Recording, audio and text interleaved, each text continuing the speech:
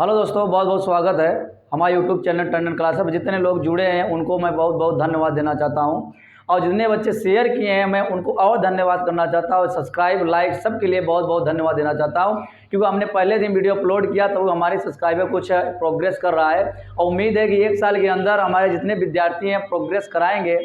तो आइए चलते हैं, जो हमारा टॉपिक है हाई स्कूल का प्रकाश का परावर्तन हमने पढ़ा चुका, गोली दर्पण पढ़ा चुका। अब मैटर आ गया प्रकाश का अपवर्तन। रिफ्रैक्शन माने अपवर्तन होता है, रिफ्लेक्शन माने परावर्तन होता है। दोनों में बस इतना ही अंतर है कि परावर्तन मतलब टकरा कर वापस आएगी, और अपवर्तन मतलब टकरा कर वापस नहीं आएगी, बल्कि उसी माध्यम में थोड़ा सा विचलित हो जाती है। क्लियर हुआ? जैसे आप गेंद एक बार ठोस पर फेंकते हैं तो टकरा कर वापस आएगा, तो ये परावर्तन हुआ क्योंकि वापस आया ना। लेकिन एक बार गेंद आप दलदल में फेंकेंगे तो क्या होगा, दलदल में थोड़ा घुस जाएगा, यानी अपने क्या करेगा, दूसरे माध्यम में चला जाएगा। अर्थात हम बोल सकते हैं कि अपवर्तन हुआ। अपवर्तन मीन्स होता है एक माध्यम से दूसरे माध्यम में जाना। परावर्तन मतलब होता है एक ही माध्यम में जाना, टकरा कर उसी माध्यम में वापस आना। तो मैटर करता है, जैसे ये मान लेते हैं कोई पदार्थ हो गया, इसको देखते हैं। मान लेते हैं कोई डिवाइड है, ये माध्यम को डिवाइड करता है, तो माध्यम नंबर 1 हो गया और माध्यम नंबर 2 हो गया। माध्यम 1 मान लेते हैं आपका विरल माध्यम है, विरल बोले तो वायु हो गया, हवा, और इसको बोलते हैं सघन माध्यम। सघन का मतलब होता है, इससे कांच हो गया, जल भी हो गया, ये सब क्या है, सघन माध्यम। अब ये आपकी मान लेते हैं, ये आपकी क्या अभिलंब है, ये आपकी क्या हो गया, अभिलंब है। अब मैटर करता है यहाँ से आपकी जो प्रकाश की किरण जा रही है, ये इसको हम बोलते हैं आपतित किरण। क्या है आपकी, ये आपतित किरण। जैसा कि जानते हैं आने वाले किरण को आपतित किरण, ये यन डैश आपकी अभिलंब है, ठीक है। अब ये आपकी माध्यम 1 में आया, अब माध्यम 2 में क्या करेगा, प्रवेश करेगा। तो मान लेते हैं थोड़ी सी क्या हुआ, विचलित हो गई। इनकी मेन डायरेक्शन आपकी क्या है, ये वाली है, ये देखना, इनकी मेन डायरेक्शन ये है।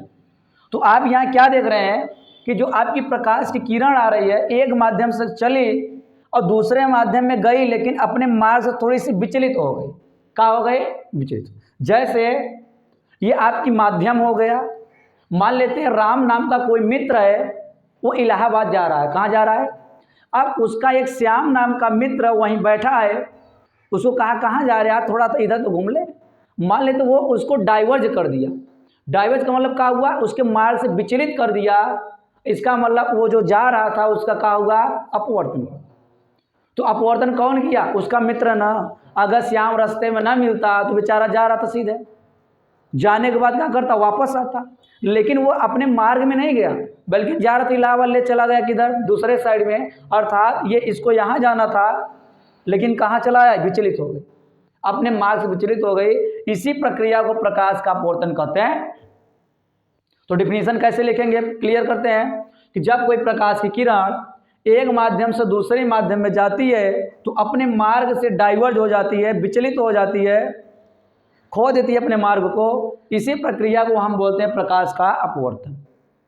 तो यहाँ मैटर करता है, कुछ कोण बनेंगे। तो जैसे अविलंब और आपतित किरण कोण बना आपतन कोण, यहाँ आपकी आर बनेगी, लेकिन ये आपकी जो है विचलन कोण बनेगी डेल्टा।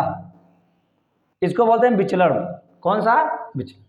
तो ये मैटर करता है विचलन कोण। अगर फार्मूला निकाले विचलन कोण डेल्टा बराबर, तो आप यहाँ देखेंगे कि आई बराबर आई माइनस का हो जाएगा आर, क्योंकि ये दोनों कोण मिलकर इसके बराबर होगा।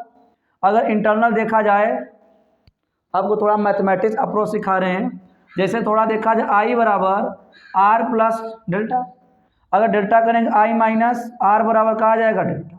अगर विचलन कोण कोई पूछे कहते किसे हैं, तो आपतन कोण तथा अपवर्तन कोण के अंतर को विचलन कोण कहते हैं।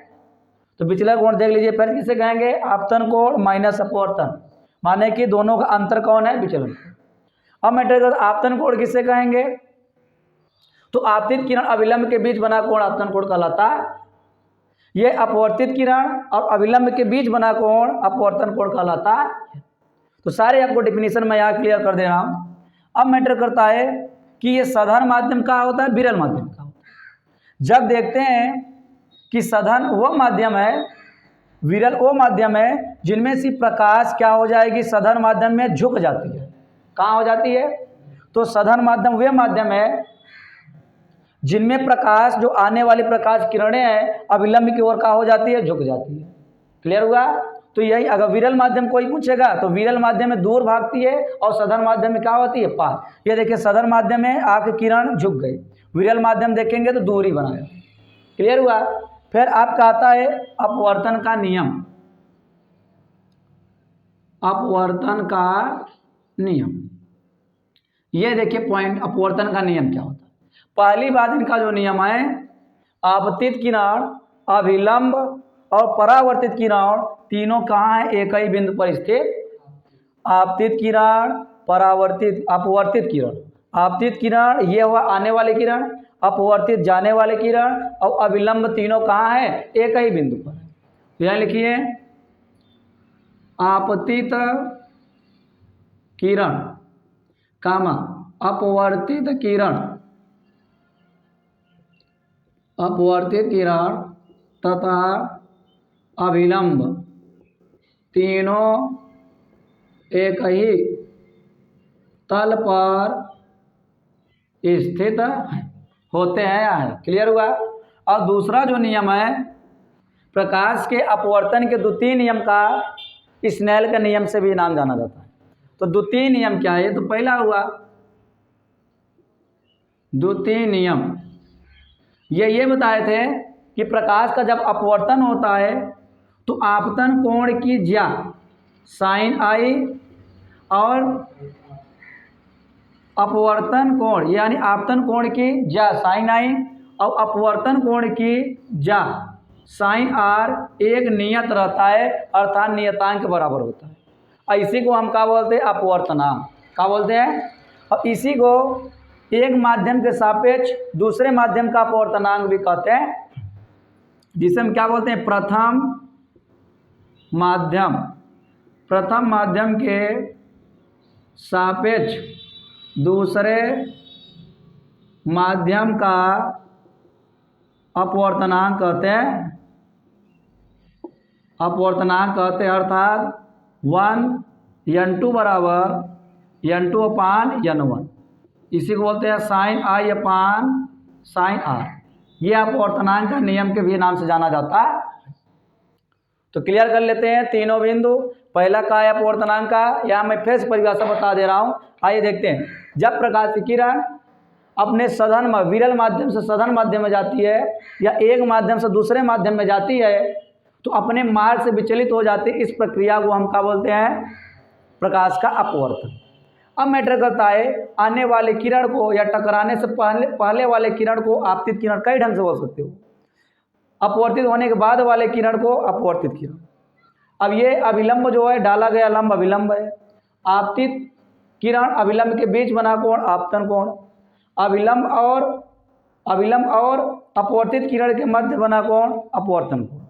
सिग्मा ये आपका मान लीजिए जो कि डेल्टा है, ये विचलन कोण है, किसके बराबर है, I माइनस आर के बराबर होता है। फिर आपका जो नियम है, पर दो नियम है, आपतित किरण, पहला नियम आपतित किरण, अपवर्तित किरण तथा अविलंब तीनों एक ही तल पर स्थित होते हैं।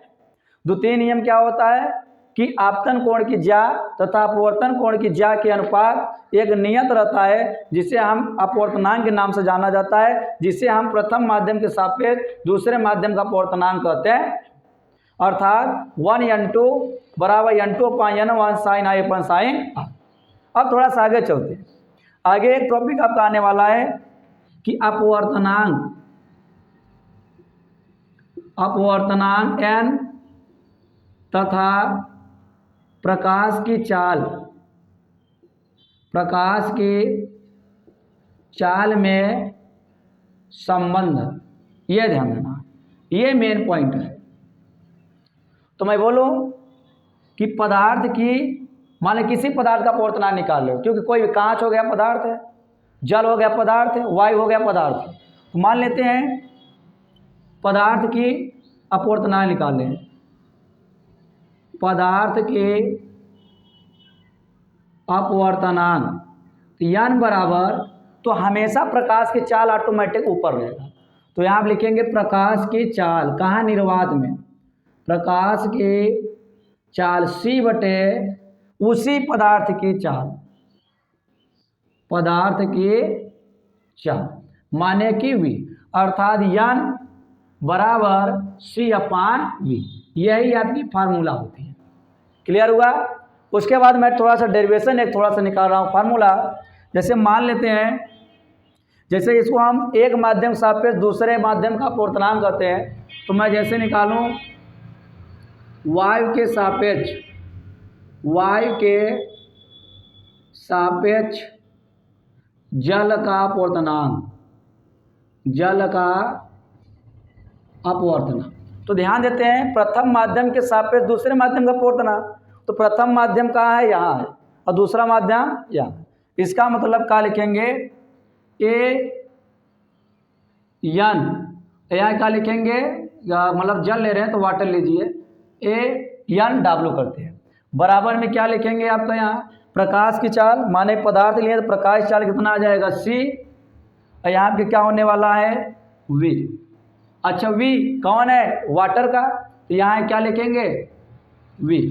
आज समीकरण नंबर इसको हम 1 मानते हैं। फिर इसी प्रकार वायु के सापेक्ष मान लेते हैं, अब क्या लेंगे ग्लास, माने कांच,